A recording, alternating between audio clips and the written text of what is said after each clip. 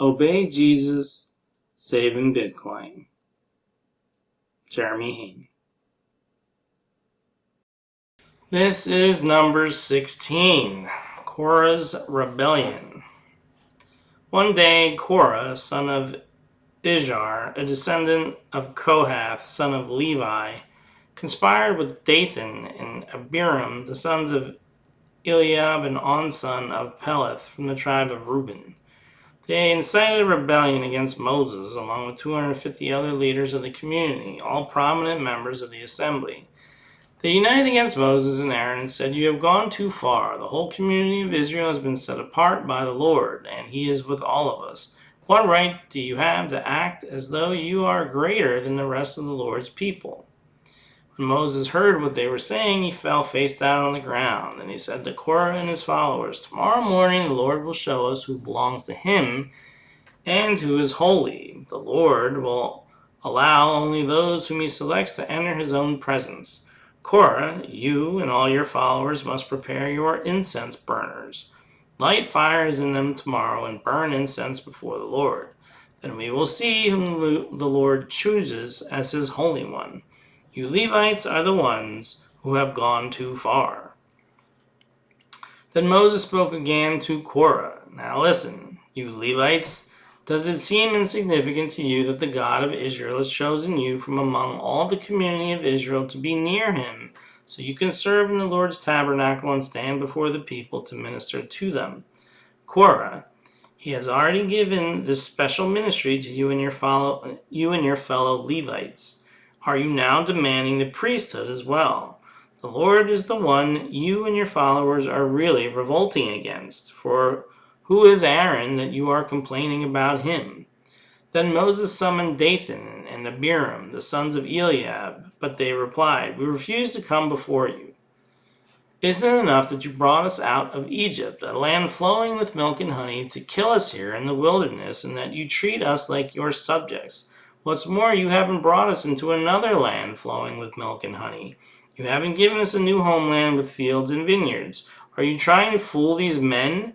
We will not come."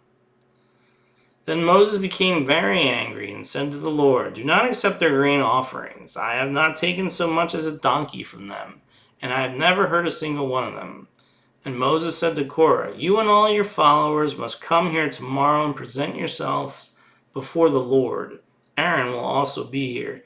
You and each of your 250 followers must prepare an incense burner and put incense on it, so you can all present them before the Lord.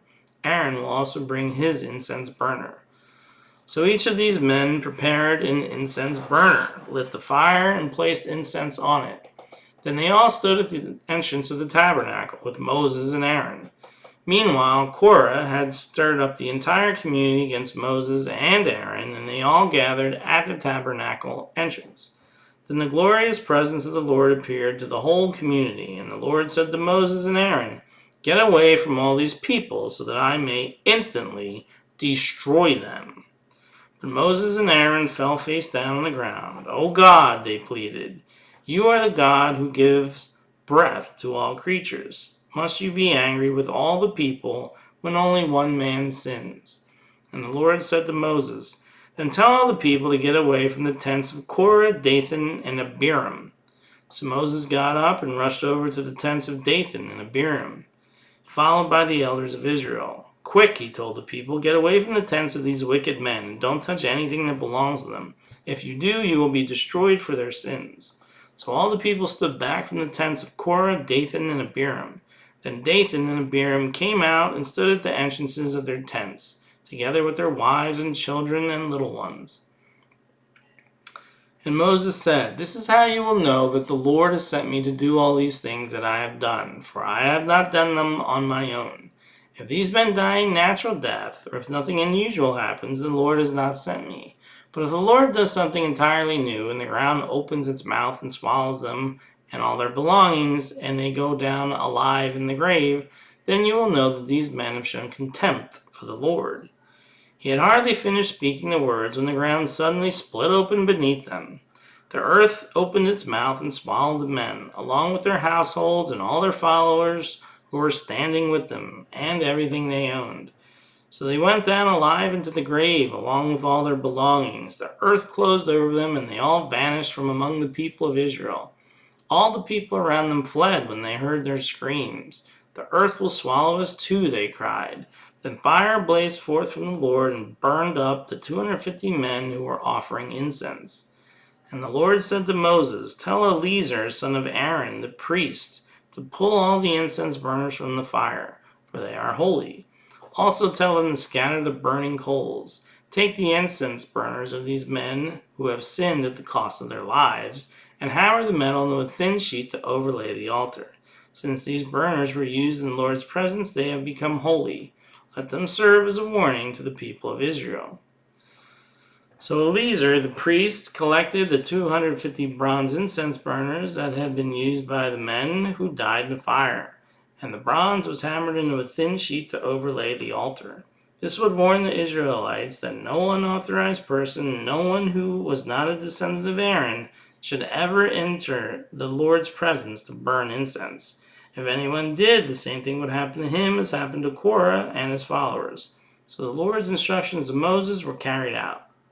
But the very next morning, the whole community of Israel began muttering again against Moses and Aaron, saying, "You have killed the Lord's people." As the community gathered to protest against Moses and Aaron, they turned toward the tabernacle and saw that the cloud had covered it, and the glorious presence of the Lord appeared.